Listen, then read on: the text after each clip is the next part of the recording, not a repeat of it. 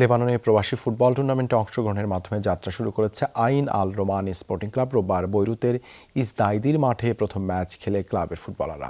উদ্বোধনী দিনে প্রবাসী বন্ধু ফুটবল একাদশের বিরুদ্ধে মাঠে নামে আইন আল রোমান স্পোর্টিং ক্লাব। খেলোয়াড়দের উৎসাহ দিতে মাঠে উপস্থিত ছিলেন ক্লাবটির প্রধান উপদেষ্টা সৈয়দ বাবুল মিয়া, সাধারণ সম্পাদক রুবেল মিয়া, সোহেল মিয়া, শিহাবুদ্দিন ও রনি মিয়া সহ কমিটির সব সদস্যরা।